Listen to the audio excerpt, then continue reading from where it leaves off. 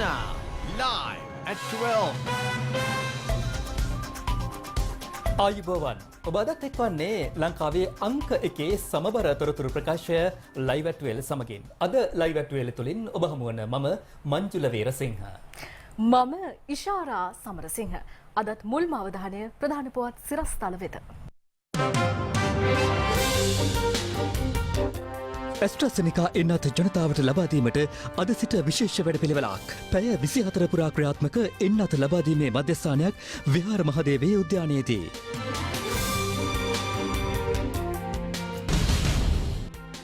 පළාත් අතර ප්‍රවාහන සේවා යළි ආරම්භයි. රාජ්‍ය සේවකින් හෙට සිට යළි සේවයට. මුව ආවරණ පරඳින ලෙස අවවාද කළ මහජන සෞඛ්‍ය පරීක්ෂකවරයෙකුට වාලච්චේනේදී උදළු ප්‍රහාරයක්.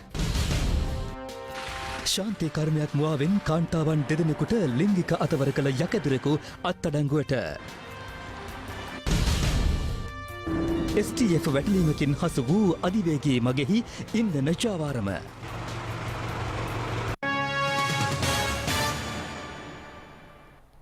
මාස දෙකකට පමණ පසුව රාජකාරි සඳහා ගමන් කරන පුද්ගලයින් වෙනුවෙන් පමණක් අන්තර් පළාත් බස් රථ සහ දුම්රිය දහවනය අද ආරම්භ වුණා. එම ප්‍රවාහන කටයුතු ආසන ගණනට පමණක් සිදු කළ යුතු බවයි ප්‍රවාහන රාජ්‍ය අමාත්‍ය දිලුම් අමුණුගම මහතා ප්‍රකාශ කළේ. කොවිඩ් ව්‍යාප්තිය හමුවේ විවිධ ප්‍රදේශවලට පනවා තිබූ සංචරණ සීමා ක්‍රමයෙන් නිවත් කෙරුණු අතර හුදකලා කර තිබූ දෙවයිනේ සියලු ප්‍රදේශ ඊයේ වන විට හුදකලා බවින් නිදහස් කෙරුණේ මෙරට සිදු කෙරෙන එන්නත් කරන වැඩපිළිවෙලත් සමගයි. ඒ අනුව රාජ්‍ය පරිපාලන අමාත්‍යාංශ විසින් සෞඛ්‍ය මාර්ගෝපදේශයන්ට යටත්ව හෙට සිට සියලු රාජ්‍ය සේවකයන් සාමාන්‍ය පරිදි රාජකාරියට කැඳවීමට අදාළ චක්‍රලේඛය ඊයේ නිකුත් කෙරුණු අතර COVID-19 වෛරස් ව්‍යාප්තිය පාලනය කිරීම සඳහා සීමිත කාර්ය මණ්ඩල චක්‍රීය පදනම මත කැඳවීම සහ නිවෙස්වල සිට රාජකාරී කිරීමට අදාළව නිකුත් කර ඇති චක්‍රලේඛද ඉන් අවලංගු කෙරුණා. ආයතනික කාර්ය මණ්ඩලය මෙන්ම සේවාලාභීන්ට කොවිඩ් වෛරසය ආසාදනය වීමෙන් වළක්වා ගනිමින් සේවා සැපයීමේ වගකීම අදාළ ගැසට් නිවේදනය මගින් ආයතන ප්‍රධානියා වෙත පවරා ඇති බවත් රාජ්‍ය නිලධාරීන්ට බාධාවකින් තොරව සේවයට වාර්තා කිරීමට හැකිවන පරිදි පොදු ප්‍රවාහන සේවා යථා පරිදි ක්‍රියාත්මක කිරීමට පියවර ගනු ඇති බවත් එහි සඳහන් වුණා. ඒ අනුව අන්තර් පළාත් පොදු ප්‍රවාහන සේවා අද පෙරවරුවේ සිට ආරම්භ වූ අතර ආසන ගණනට පමණක් මගින් රැගෙන බස් රථ ධාවනය කරන ලෙස ප්‍රවාහන රාජ්‍ය අමාත්‍ය දිලුම් අමුණුගම මහතා අදාළ නිලධාරීන්ට උපදෙස් ලබා දී තිබෙනවා. රාජ්‍ය අමාත්‍යවරයා වැඩිදුරටත් ප්‍රකාශ කළේ උදෑසන සහ සවස් කාලයේ පමණක් බස් රථ ධාවනයට අවසර ලබා දෙන බවයි. ඒ අනුව කොට්ටාව මාකුමුර බහුවිධ ප්‍රවාහන මධ්‍යස්ථානයෙන් අන්තර් පළාත් බස් සේවාවන් මෙලෙස ආරම්භ වුණේ දක්ෂිණ අධිවේගී මාර්ගය හරහායි. ගාල්ල, මාතර, බෙලියත්ත, තංගල්ල, හම්බන්තොට, ඇමිලිපිටිය වැනි ප්‍රදේශවලට බස් රථ සේවාවන් ආරම්භ වූ අතර අවශ්‍යතාව අනුව බස් රථ ප්‍රමාණය වැඩි කිරීමට පියවර ගන්නා බවයි මාකුමුර බහුවිධ ප්‍රවාහන මධ්‍යස්ථානය ප්‍රකාශ කළේ. මේ අතර දෙමසකට පසු නැගෙනහිර පළාතේ සිට දුරගමන් සේවා අද ආරම්භ වූ අතර මඩකලපුව ප්‍රධාන බස් නැවතුම් පොලේ සිට ශාපනය, බදුල්ල, කොළඹ දිස්ත්‍රික්කවලට බස් රථ ධාවනය ආරම්භුණා. හැටන් ප්‍රදේශයෙන් අද කොළඹට මෙලෙස බස් රථ ධාවනය වුණේ මාස දෙකකට පසුවයි. ගාල්ල නගරයෙන්ද අන්තර් පළාත් බස් රථ ධාවනය අද මෙලෙස ආරම්භ වුණා.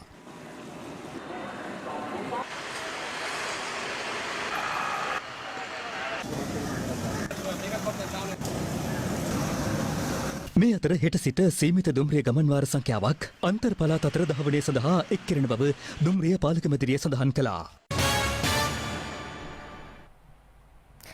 හෙට සිට සියලුම රාජ්‍ය සේවකයන් සාමාන්‍ය පරිදි රාජකාරී කටයුතු සඳහා කැඳවීම පිළිබඳව පක්ෂ විපක්ෂ දේශපාලනඥයින් විවිධ අදහස් පළ කළා.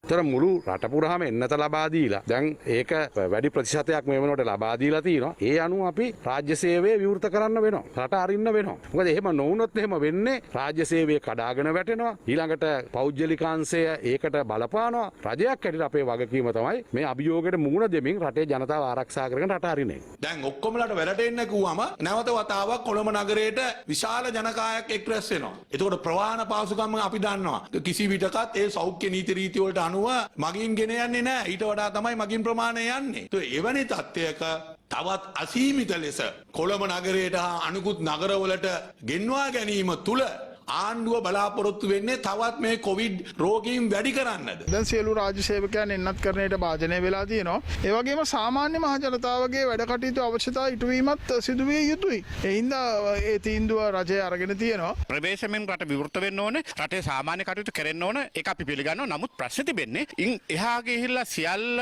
යහපත් කියලා හිතලා විවෘත කිරීම හරහා ලොකු අනතුරකට රටපත් කරනවා. සෞඛ්‍ය ආරක්ෂණ ප්‍රතිපත්ති ක්‍රියාත්මක කිරීම තුළ මම හිතනවා රජයේ කාර්යාල පවත්වාගෙන යෑමේ වැරද්දක් නැහැ කියලා. මොකද හැමදාම මේවා වහලා දාන්නත් බෑ. මොකද ඒත් එක්කම අනිත් පැත්තෙන් තියෙන දේ මේ කොරෝනා මේ COVID-19 වලින් තියෙන තත්ත්වය තීරුම් අරගෙන සෞඛ්‍ය ආරක්ෂණ ක්‍රම ක්‍රියාත්මක විය යුතුයි. වැලිමඩ ඌව පරණගම මස්පන්න ප්‍රදේශයේ අක්කර 100 ගණනක බඩඉරිඟු වගාව සේනා දළඹු උවදුරට ලක්වේ විනාශ වෙමින් පවතින බව එම ප්‍රදේශවල බඩඉරිඟු ගොවීන් පෙන්වා දෙනවා. වෙලමට ඌව පරණගම මස්පන්න ප්‍රදේශයේ පවුල් 500කට අයත් 2000කට අධික පිරිසකගේ ප්‍රධාන ජීවනෝපාය වී ගොවිතැන වුවත් මෙවර එම ගොවීන් වී ගොවිතැන අතහැර සිය කුඹුරුවල බඩ ඉඟුරු වගා කර තිබෙනවා. නමුත් මසක පමණ කාලයක සිට දැඩි පරිශ්‍රමයකින් වගා කළ බඩ ඉඟුරු වගාව මෙවන විට සේනා දළඹු උවදුරට ලක්ව ඇති බවයි එම ප්‍රදේශයේ බඩ ඉඟුරු ගොවීන් පෙන්වා දෙන්නේ. ගොවියෝ ගොඩාක් අසරණ වෙලා ඉන්නේ. මිනිස්සු බඩ ජීවිත රැකගන්න මේ වගාව පටන් ගත්තා. දැන් සේනා දළඹු වගේ ප්‍රශ්න ඇවිල්ලා. කුසිකර්ම දෙපාර්තමේන්තුවට අපිට අදාළ බෙහෙත් වර්ගයක් නැහැ. සියල්ල විනාශ වෙමින් තියෙනවා. අපි ගොවි ජනතාව හැටියට අපි මේ කාර් කියන්නේ අමාරුවෙන් හදාගත්ත භෝග වගාව. අපි කාබනික දියල පොහොර වර්ගයක් හරි දැන් පොළොන්ද පොළේ තිබ්බනම් අපිට අරන් ගහන්න තිබුණා. මේ පොළොව දැන් අපි බොහොම අමාරුවෙන් හදාගත්තේ. ගොවීන් පවසන්නේ සිය ගැටලුවට මේ වන තෙක් බලධාරීන්ගෙන් නිසි විසඳුමක් නොලැබුණු බවයි. දරුවන්ට උගන්නන්න විදියක් නැහැ. අපි රත්තරන් බඩු බැංකුවල තියලා අපි සෑහෙන දුක් විඳලා එදා වේල හොයාගෙන කන්නේ බොහොම අමාරුවෙන්. මේ මහ පාරට වැටෙන තත්ත්වයක් තමයි දැන් අපිට උදා වෙලා තියෙන්නේ. සේනා දළඹු උවදුර හේතුවෙන් ගැටලු රසකට මැදිව සිටින ඌව පරණගම බඩ ඉරිඟු වගකරුවන් බලධාරීන්ගෙන් ඉල්ලා සිටින්නේ සිය වගාව රැක ගැනීමට කඩිනම් විසඳුමක් ලබා දෙන ලෙසයි. ඒකට සුදුසු මොනවාද වර්ග ගන්න කියලා අපිට උපදෙස් දීලා තිබෙනවා. හැබැයි මේ කිසි දෙයක් කඩේ ගන්න නැහැ. ඊට පස්සේ වෙන වෙන උපකරණ පාවිච්චි කරත් හරියන්නේ නැහැ. රජයේ බලධාරීන්ට අපි කියන්නේ මොකක් කර විසඳුමක් දීලා මේ සතා විනාශ කරන ක්‍රමවේදයක් කියන්නේ. මධ්‍යම අධිවේගී මාර්ගයේ ඉදිකිරීම් කටයුතු සිදු කරනු ලබන ආයතන වලින් ඉන්ධන සොරා ගැනීමේ චාවාරමකට සම්බන්ධ පුද්ගලයන් 7 දෙනෙකු අත්අඩංගුවට ගැනීමට ගෝනහේන පොලිස් විශේෂ කාර්යබලකා කඳවුරේ නිලධාරීන්ට හැකි වුණා. ඉන්ධන චාවාරමට යොදාගත් බව කියන බෞසර් රථයක් සහ ට්‍රැක්ටර් රථ 5ක්ද මෙම නිලධාරීන්ගේ බහරයට ගෙන තිබෙනවා. මධ්‍යම අධිවේගී මාර්ගයේ ඉදිකිරීම් කටයුතු චීන සමාගමක් මගින් සිදු කරගෙන යන අතර එම සමාගමට අයත් ඉන්ධන තොග සොරා ගැනීමේ චාවාරමක් සම්බන්ධයෙන් ගෝනහේන පොලිස් විශේෂ කාර්යබලකා කඳවුරේ නිලධාරීන්ට තොරතුරක් ලැබී තිබෙනවා. එම තොරතුරට අනුව මෙම කඳවුරේ නිලධාරීන් ඊයේ මධ්‍යම අධිවේගී මාර්ගයේදී වැටලීමක් සිදු කරනු ලැබුවා. එහිදී වේයන්ගොඩ වඳුරව දුම්රියපොළ ආසන්නයේ පුද්ගලයන් සහ රථ වාහන පරීක්ෂා කිරීමේදී චාවාරම සම්බන්ධයෙන් තොරතුරු අනාවරණය කර ගැනීමට හැකි වුණා.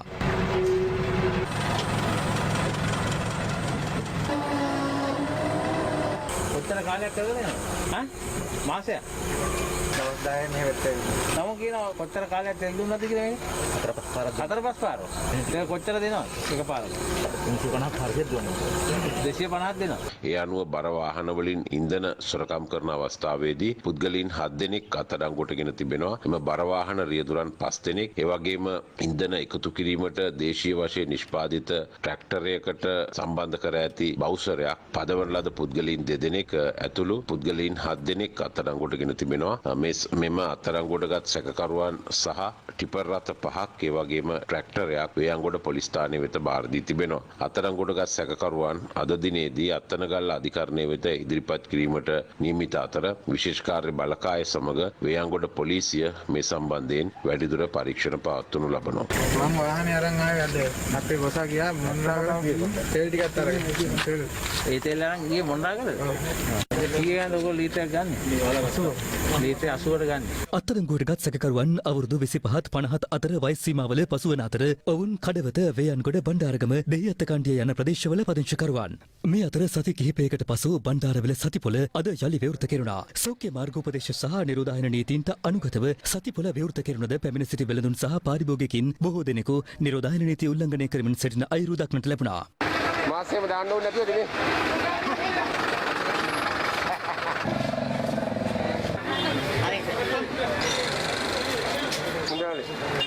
මාස් දාන්න ඕනේ නැහනේ.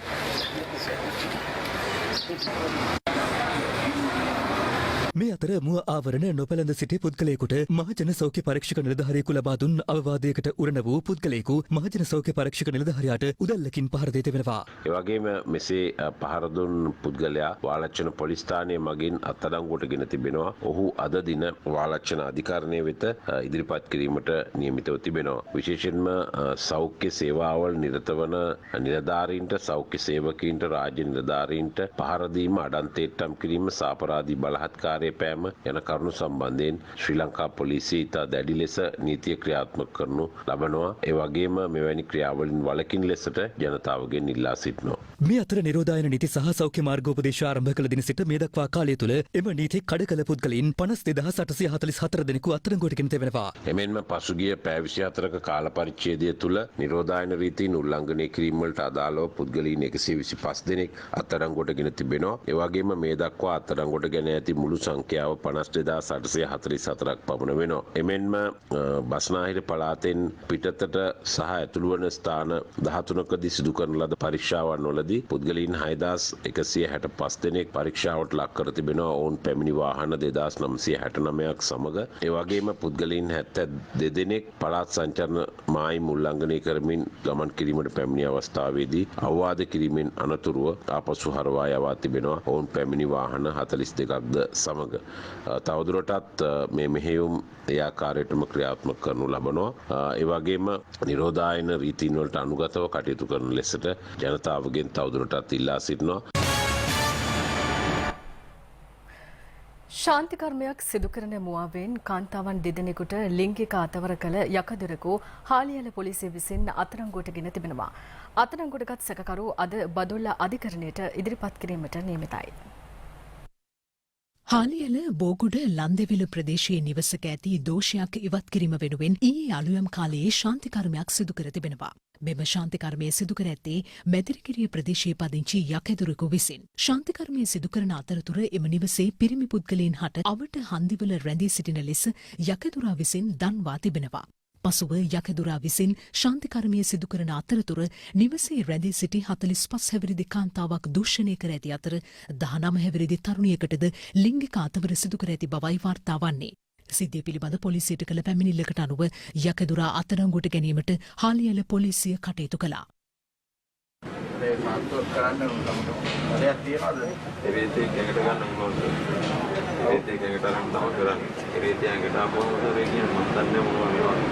ගෙදර ඉන්න පිරිමි කට්ටිය කොහෙටද යන්නේ? පිරිමි කට්ටිය එක්කෙනෙක් ඉන්නේ අනික් කට්ටිය තුක්මන් හන්දිය වලටයි මහලොක්ටයි යන්නේ තටුවරද. ඒ ඇයි එහෙම යව්වේ? යවන්න ඕන ඒකින්ද යව්වේ තටුවරද. එක පිරිමි කෙනෙක් විතරම කරගෙන.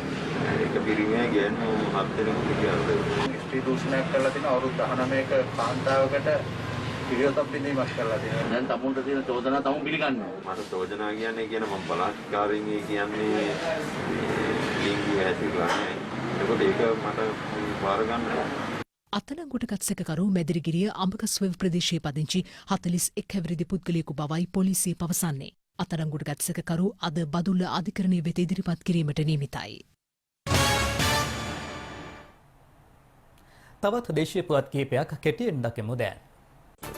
හැටන් නුවරඑළිය ප්‍රධාන මාර්ගයේ කොටගල උබන් මාර්ගය අසලදී අධික වේගයෙන් ධාවනය වූ ටිපර් රථයක් සහ ත්‍රිරෝද රථයක් මුහුණට මුහුණ ගැටී අනතුරක් සිදු වුණා. මේ අනතුරෙන් ත්‍රිරෝද රථයේ රියදුරු සහ එහි ගමන්ගත් පුද්ගලයෙකු බරපතල තුවාල ලබා රෝහල්ගත කර ඇති අතර ප්‍රතිකාර ලබන අතරතුර එහි ගමන්ගත් 35 හැවිරිදි එක් දරුපියා ජීවිතක්ෂයට පත්ව තිබෙනවා. අම්බලන්තොට මිරිච්චවිල ප්‍රදේශයේදී වෑන් රථයක් යතුරුපැදියක ගැටී සිදු වූ අනතුරකින් යතුරුපැදියේ ගමන්ගත් අමුසැමි යුවලක් බරපතල තුවාල ලබා රෝහල්ගත කෙරුණා. අනතුර සම්බන්ධයෙන් වෑන් රථයේ රියදුරු මිරිච්චවිල වරාය පොලිසිය විසින් අත්අඩංගුවට ගෙන තිබෙනවා. දඹුල්ල හබරන ප්‍රධාන මාර්ගයේ දිගම්පතා ප්‍රදේශයේදී මාර්ගයේ ගමන්ගත් මවක් සහ දියණියක් බඹර ප්‍රහාරයකට ලක්වන ආකාරය අප වාර්තාකරුගේ කැමරාවේ මෙලෙස සටහන්ව තිබුණා. ඇස්පෙනීමේ දුර්වලතාවෙන් සහ සුළු තුවාල කිහිපයක් හේතුවෙන් මේ දිනවල වනජීවී පශු වෛද්‍ය අධීක්ෂණය යටතේ ප්‍රතිකාර ලබමින් සිටින ගල්කිරියාගම ගල්ලෙනවත්ත නිවාස ආශ්‍රිතව දිවා කාලයේදී සැරිසරන ආකාරයයි මේ. මෙවර යලකන්නේ වී අස්වනු නෙලීම සිදුවද වී මිලදී ගැනීමේ නිසි ක්‍රමවේදයක් නොමැති බව පවසමින් මහවැලි ගොවි අයිතීන් සුරකීමේ සංවිධානය දෙහිඅත්ත කණ්ඩිය ලත්පඳුර වෙල්යායේදී විරෝධතාවක නිරත වුණා. යළිත් කෙටි විරාමයක් ලබා ගැනීමටයි මෙස් සූදානම. යළිත් දේශීය පුවත් වෙතයි දැන් අවධානය. ඔක්ස්ෆර්ඩ් ඇස්ට්‍රාසෙනිකා කොවිෂීල්ඩ් එන්නතේ පළමු මාත්‍රාව ලබාගත් පුද්ගලයින්ට එහි දෙවන මාත්‍රාව ලබා දීම අද ආරම්භ වුණා. සෞඛ්‍ය අංශ පැවසුවේ බස්නාහිර පළාතේ දිස්ත්‍රික්ක 3ම ආවරණය වන පරිදි එම එන්නත් කරන වැඩපිළිවෙල අද ක්‍රියාත්මක වන බවයි.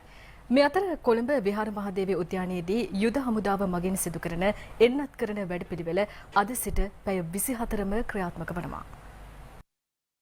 කොවිඩ් මර්ධන එන්නත් කරන වැඩපිළිවෙල යටතේ මෙරට භාවිතයට ගෙනුණු පළමු එන්නත් වර්ගය ඔක්ස්ෆර්ඩ් ඇස්ට්‍රාසෙනිකා කොවිෂීල්ඩ් එන්නතයි. පසුගිය ජනවාරි 29 වෙනිදා ආරම්භ කෙරුණු එන්නත් කරන වැඩපිළිවෙල යටතේ එම එන්නතේ පළමු මාත්‍රාව ලෙස පුද්ගලයින් 9,25,442 දෙනෙකුට ලබා දී තිබුණා. කෙසේ වෙතත් එහි දෙවන මාත්‍රාව ලබා දී තිබුණේ පුද්ගලයින් 3,85,885 දෙනෙකුට පමණයි. ඒ අනුව තවත් පුද්ගලයින් 5,39,357 දෙනෙකුට එන්නත ලබා දිය යුතුව තිබුණද කොවිෂීල්ඩ් එන්නත ලබා ගැනීමේ අපහසුතාව මත එම පිරිසට එන්නත ලබා දීමේ හැකියාවක් ලැබී තිබුණේ නැහැ. කෙසේ වෙතත් ලෝක සෞඛ්‍ය සංවිධානයේ කොවැක්ස් පහසුකම යටතේ එන්නත් මාත්‍රා 7,28,460ක් ජපානයෙන් ඊයේ මෙරටට රැගෙන එනු ලැබුවා. එම එන්නත් මාත්‍රා අද සිට බස්නාහිර පළාතේ දිස්ත්‍රික්ක 3ම ආවරණය වන පරිදි ලබා දීම සිදු කෙරෙනවා. ඒ අනුව කොළඹ ගම්පහ සහ කළුතර දිස්ත්‍රික්කවල අද උදෑසන සිට ඇස්ට්‍රාසෙනිකා කොවිෂීල්ඩ් දෙවන මාත්‍රාව ලබා දීම ආරම්භ කෙරුණා. සෞඛ්‍ය සේවා අධ්‍යක්ෂ ජෙනරාල් වෛද්‍යාසේල ගුණවර්ධන මහතා පැවසුවේ කොළඹ දිස්ත්‍රික්කයේ සෞඛ්‍ය වෛද්‍ය නිලධාරී කාර්යාල 18ක සහ රෝහල් 13ක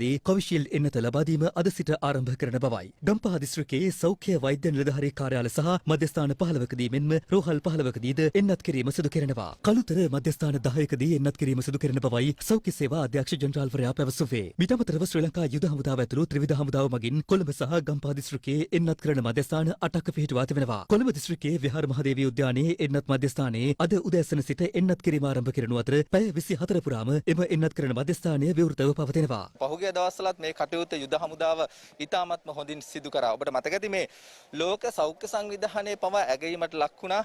ජනතාවත් ඉතාමත්ම හොඳින් ඉතාමත්ම සංයමයකින් යුතුව මේ කටයුත්තට කොවිෂීල්ඩ් එන්නතෙහි දෙවන මාත්‍රාව ලබා ගැනීම සඳහා ඇවිල්ලා ඉන්නවා. මේ කටයුත්තට යුද හමුදාපතිතුමන් ආරක්ෂක මාලික ප්‍රධානී ජනරාල් ශවේන්ද්‍ර සිල්වා මහතා නායකත්වය ලබා දෙනවා.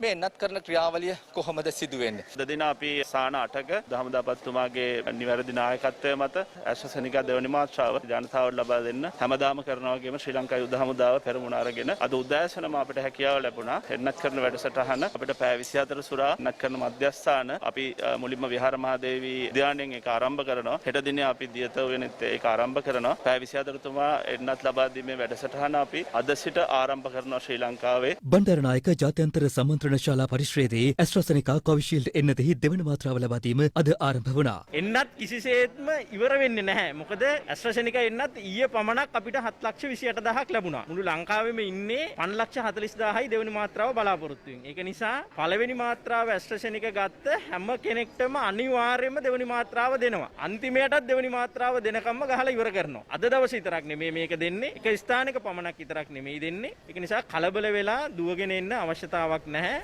රෝහල් වලත් මේ කටයුතු දියත් කරනවා. ඇතැම් ස්ථානවල පොඩි ප්‍රමාදයක් තියෙනවා එන්නත බෙදා හැරීමේදී. නමුත් අද හවස් වෙනකොට හරි හෙට වෙනකොට හරි ඒ කටයුත්ත සාමාන්‍ය පරිදි කරනවා. ඒක නිසා අනවශ්‍ය බියක් ඇති කරගන්න එපා. COVID-19 ආසාදිතින් වාර්තා වීම යලි යම් වර්ධනයක් පෙන්눔 කරමින් ඊයේ දිනේදීත් ආසාදිතින් 2177 දෙනෙකු වාර්තා වුණා. ඉන් 2150 දෙනෙකුම අලුත් අවුරුදු පොකුරට අදාළව වාර්තා වූ අතර විදේශගතව සිට පැමිණ නිරෝධායනයට ලක්වමින් සිටි පුද්ගලයන් අතුරින් හඳුනාගත් ආසාදිතින් සංඛ්‍යාව 27ක්. මේ වන විට මෙරටින් වාර්තා වී ඇති සමස්ත COVID-19 ආසාදිතින් 3,08,812 දෙනාගෙන් 2,77,118 දෙනෙකු සුවය ලබා තිබෙනවා. සක්‍රීය ආසාදිතින් සංඛ්‍යාව 27,314ක්. පෙරේදා සිදු වූ ඊයේ තහවුරු කෙරුණු ආසාදිත මරණ 61 සමග සමස්ත ආසාදිත මරණ සංඛ්‍යාව 4,441ක්. පයාගල ගොරකදිනිය ප්‍රදේශයේ පැවති මල්වරවීමේ උත්සවයකට සහභාගී වූ පුද්ගලයින් සහ ඔවුන්ගේ ආශ්‍රිතයින් 85 දෙනෙකුට COVID-19 ආසාදනය වී තිබෙනවා. සෞඛ්‍ය අංශය පැවසුවේ පසුගිය 24 වෙනිදා අදාළ උත්සවය පැවති අතර මහජන සෞඛ්‍ය පරීක්ෂකවරුන් මැදිහත් වී අදාළ උත්සවය නවතා දැමූ බවයි. ඒ අනුව උත්සවය සඳහා පිසු ආහාර